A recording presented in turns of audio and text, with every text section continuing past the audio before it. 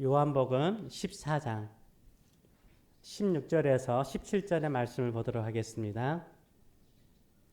내가 아버지께 구하겠으니 그가 또한 또 다른 보혜사를 너희에게 주사 영원토록 너희와 함께 있게 하리니 그는 진리의 영이라. 세상은 능히 그를 받지 못하나니 이는 그를 보지도 못하고 알지도 못함이라. 그러나 너희는 그를 아나니 그는 너희와 함께 거하시며 또 너희 속에 계시겠습니다. 아멘. 오늘 이 말씀을 가지고 성령과 함께 춤추라, 성령과 함께 춤추라라는 제목으로 같이 은혜를 나누기를 원합니다. 지금 우리는 코로나 코비드-19 팬데믹이죠. 팬데믹 상태에 있습니다. 이 팬데믹이라는 단어는 전 세계적으로 특정한 전염병이 최악의 수준으로 유행하는 상태를 말하는 것이죠. 한마디로 전염병 비상 사태에 지금 직면해 있습니다. 지금 코로나 바이러스가 미국은 좀 많이 좋아지고 있지만 브라질이라든가 다른 지역에 다시 또 어렵게 만들고 있는 상태입니다. 그래서 각 나라마다 나라의 문을 닫고 있고요. 각 집마다 집의 문을 닫고 있고 심지어 비즈니스의 문조차도 닫아야 되는 형편 속에 우리가 살고 있습니다. 얼마나 무서우면 우리가 이럴까요? 얼마나 무서우면 몇 달을 이렇게 살고 있을까요? 전 세계가 코로나 바이러스의 공포 속에 있습니다. 다들 패닉 상태에 있는 거죠. 공포에 사로잡혀 있습니다. 아직도 코로나 바이러스가 있습니다. 또 이번 가을에 다시 제2차 유행이 다가올 것이라는 예측 때문에 더 불안해하는 사람들도 있습니다.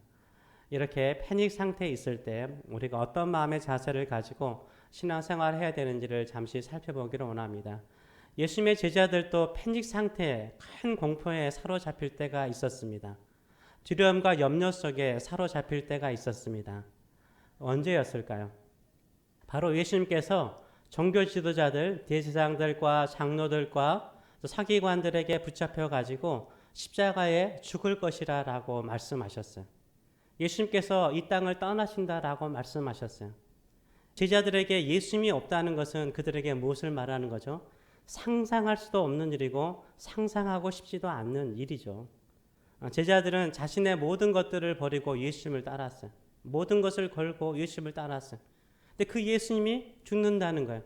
그들에게 패닉 상태를 오게 만들었습니다.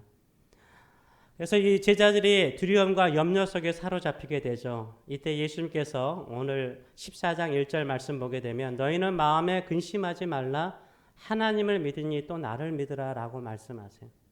근심하지 말라는 거예요. 염려하지 말라는 거예요. 예수님이 이 땅을 떠난다라고 염려하지 말고 두려워하지 말래요.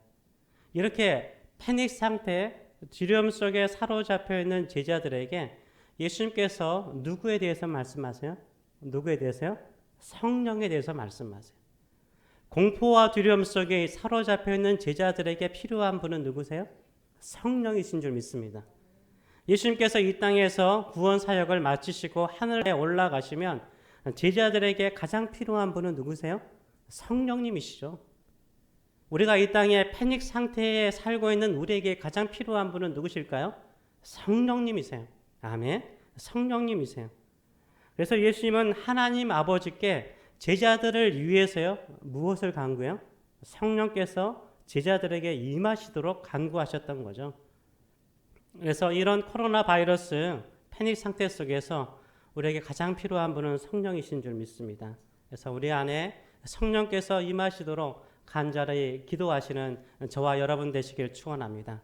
성령께서 우리의 손을 잡고 이 패닉 상태에 있을 때에도 춤을 추게 만드시는 그런 기적의 역사가 우리의 삶에 일어나도록 사모하시는 저와 여러분 되시길 축원합니다.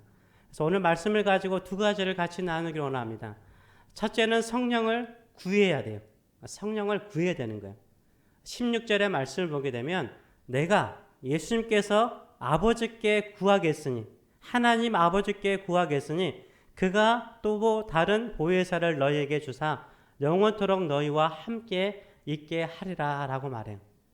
예수님께서도요 하나님 아버지께 기도했대요. 구했대요. 누구를요? 성령님을. 성령께서 제자들에게 영원토록 함께 하시도록 구했다라고 말씀하고 있어요. 그렇다면 우리는 어떻게 해야죠? 우리도 구해야죠. 예수님도 성령께서 제자들에게 임하도록 간구하셨는데 우리도 성령께서 우리 안에, 우리의 자녀들 안에, 우리 교회 안에 임하도록 간구하시는 저와 여러분 되시길 축원합니다.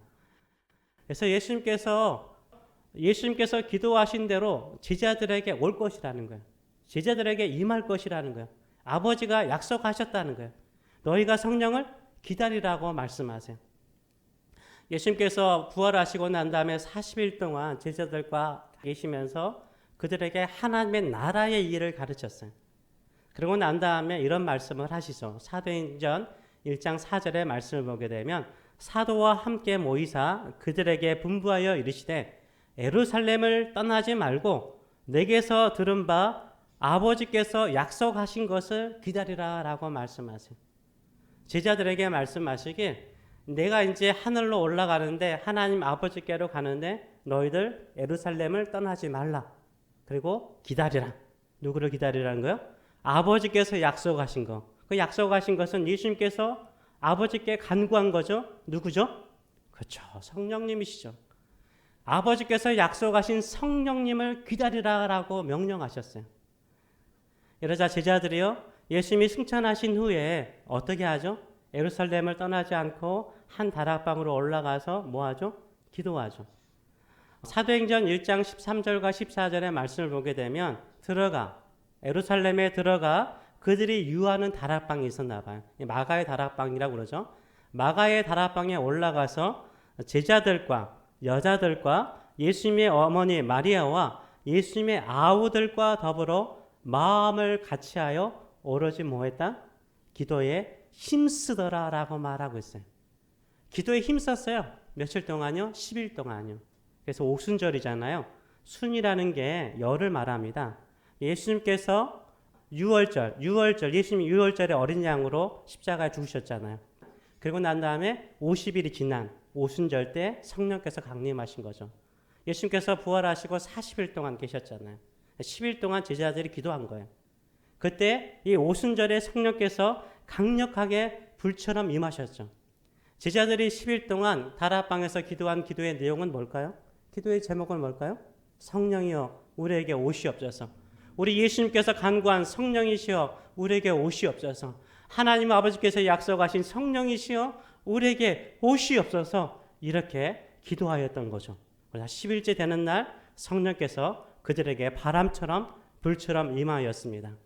코비드-19 이 팬데믹 상황 속에서 우리가 간절히 구해야 될 것은 뭘까요? 성령이신 줄 믿습니다. 아침에 일찍 일어나서 나의 삶에 무료함이 있고 아직 모든 것이 새로워지지 않을지라도 성령이시여 우리에게 오시옵소서 간구하시는 저와 여러분 되시기를 축원합니다. 혹시나 두려움 속에 있습니까? 성령이시여 나에게 오시옵소서. 염려 가운데 있습니까? 성령이시여 나에게 오시옵소서 간구하시는 저와 여러분 되시기를 축원합니다. 우리에게 필요한 분도 성령이세요. 내 사랑하는 자녀들에게도 필요한 분은 누구실까요? 성령이시요. 우리에게도 우리 교회에 필요한 분도 누구실까요? 성령이신 줄 믿습니다. 성령을 간구하시는 저와 여러분 되시기를 축원합니다.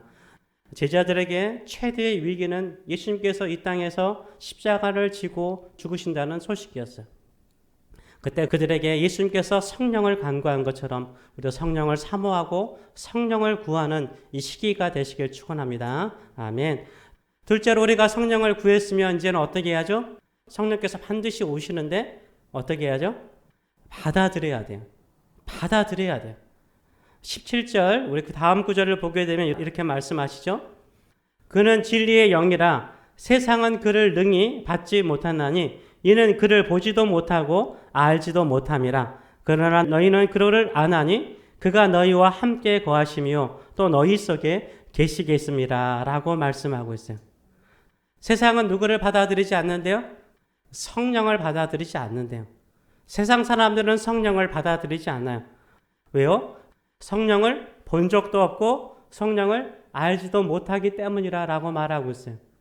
그러나 너희는 성령을 받아들일 수 있다는 거예요. 왜요? 너희가 성령을 알기 때문이라는 거예요. 세상은요, 성령님이 얼마나 소중한 분이고 귀한 분이신지 몰라요. 그렇기 때문에 성령을 무시해요. 우리가 신앙생활 하면서요, 성령님만큼 소중하고 귀한 분은 없어요. 그렇죠? 성령께서 나와 함께하지 않으면 그 인생 자체가 허무한 거예요. 내가 구원받은 것뿐만 아니라 내가 능력 있게 힘 있게 살아갈 수 있는 것은 성령께서 내 안에 임하시고 나에게 능력을 주실 때 가장 강력하게 쓰임받을 수 있는 줄 믿습니다. 우리는 성령을 알아요. 성령이 얼마나 소중한지 귀한 분인지 우리는 알아요.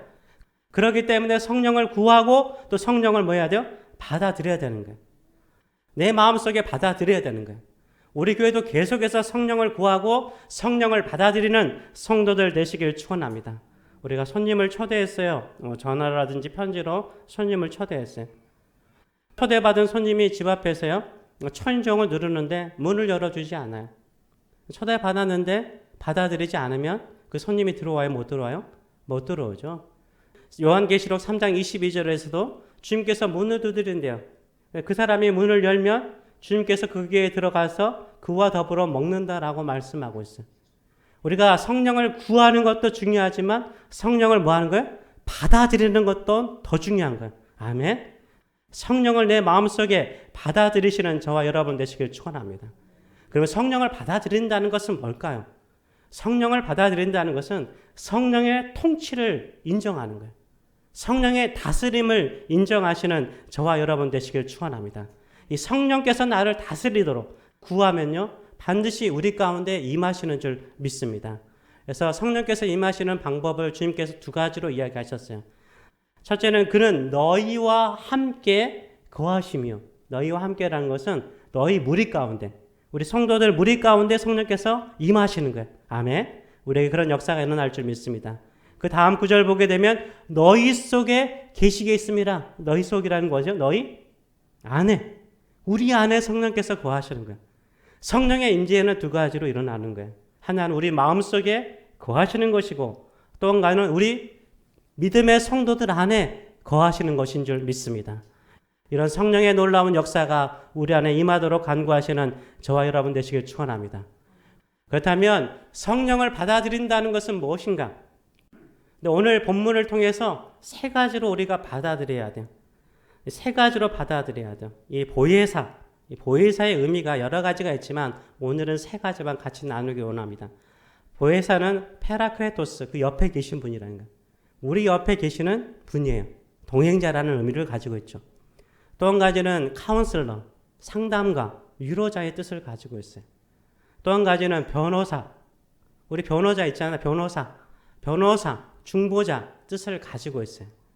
그래서 우리가 성령을 받아들인다. 그 의미는 뭐냐면 첫째는 성령을 나의 최고의 동행자로 받아들이시는 저와 여러분 되시길 축원합니다. 내 옆에 영원히 함께 계시는 분이기 때문에 성령이 내 인생의 최고의 동행자로 받아들이시는 저와 여러분 되시길 축원합니다. 주변에 그렇게 많은 사람이 있어도요, 외로운 사람 많아요. 정말 외로운 사람 많아요. 나 혼자라고 생각하는 사람 많아요. 그때요, 누가 나의 영원한 동행자이세요? 성령이신 줄 믿습니다. 성령이 우리와 영원히 함께 하세요. 슬플 때나 기쁠 때나 외로울 때나 우리가 영원히 함께 하시는 분이세요. 모든 사람들이 나를 떠났습니까?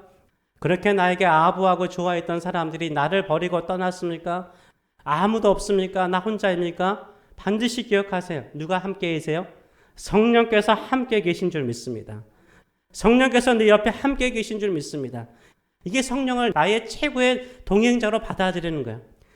성령을 나의 최고의 동행자로 인정하고 받아들이면요, 내 마음에 행복이 넘쳐요. 기쁨이 넘쳐요. 즐거움이 넘쳐요.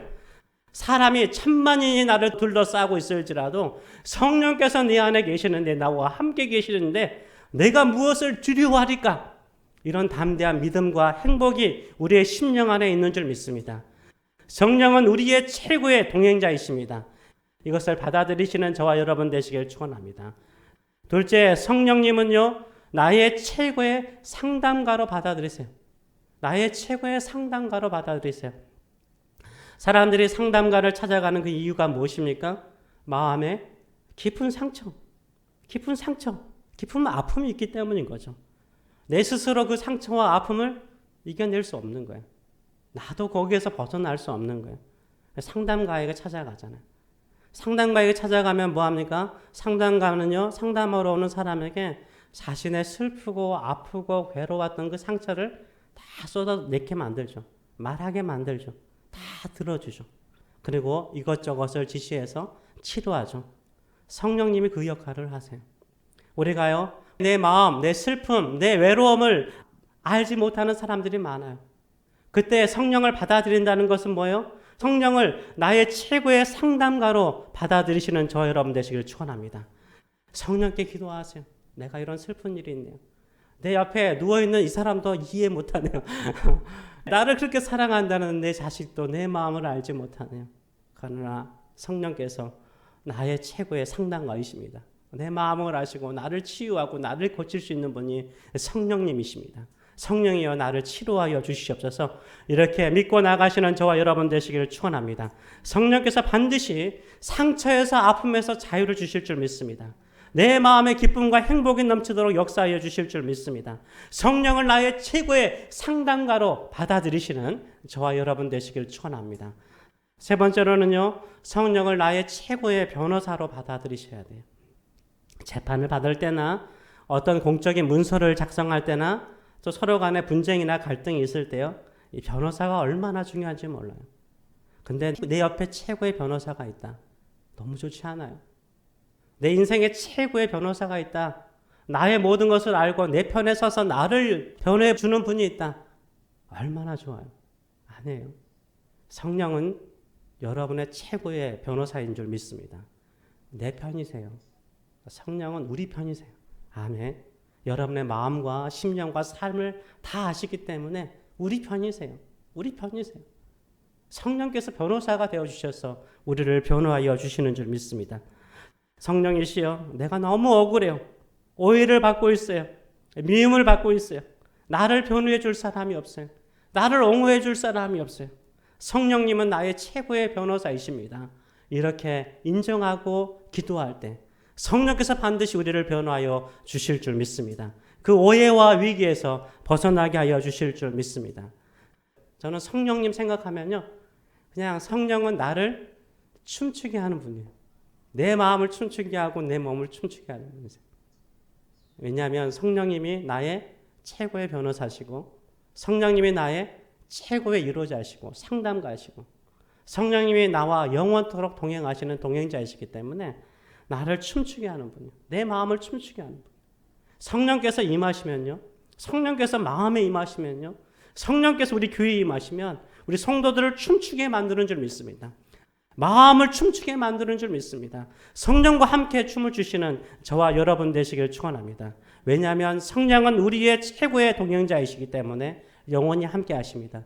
왜냐하면 성령님은 우리의 최고의 상담가이시기 때문에 내 모든 아픔과 슬픔을 아시고 치료하신 분이시기 때문에, 왜냐하면 성령님은 우리의 최고의 변호사이시기 때문에 우리의 억울함이나 오해를 풀어주시고 자유를 주시고 행복을 주시고 기쁨을 주셔서 우리를 춤추게 하시는 줄 믿습니다. 아멘. 성령과 함께 춤을 추시는 저와 여러분 되시길 축원합니다. 근데 우리는 얼마나 성령을 외면해요? 알면서도 외면할 때가 참 많아요. 힘들 때 어려운 일을 이야기하지 성령이시여 임하소서, 성령이시여 풀어주소서.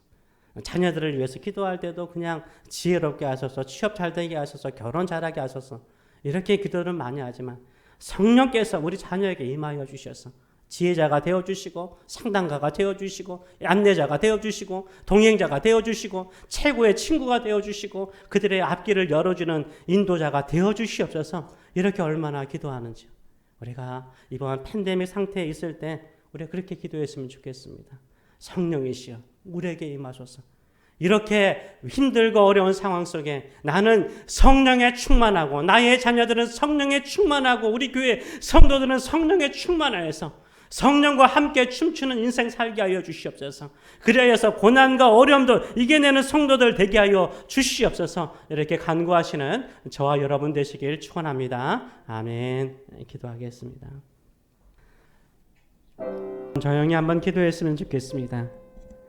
우리가 언제 가장 힘있고 지혜롭고 능력있고 기쁘고 춤추고 싶을 정도로 내 마음에 행복이 넘칠 때가 언제였습니까? 성령이 임하실 때가 아니었어요?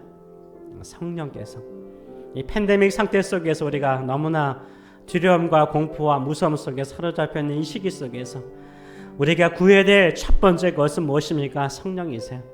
성령이시여 내 안에 오시옵소서. 성령이시여 우리 가정 안에 임하시옵소서. 성령이시여 우리 자녀 가운데 임하여 주시옵소서. 성령이시여 이런 팬데믹 상태 가운데 있는 사람들에게 임하여 주셔서 성령과 함께 성령의 손을 붙잡고 춤추는 인생, 어렵고 힘들어도 거기에 끌려가는 것이 아니라 내가 너와 영원히 함께할 것이다. 나는 너의 편이다. 네 편이다. 너의 최고의 상담가다. 너의 최고의 변호사다. 너의 평생의 동행자다. 이 음성 듣고 성령의 손을 붙잡고 춤추는 인생들 되게 하여 주시옵소서. 춤추면서 어려움을 이겨나가는 믿음의 성도들 되게 하여 주시옵소서. 우리 잠깐 기도하도록 하겠습니다.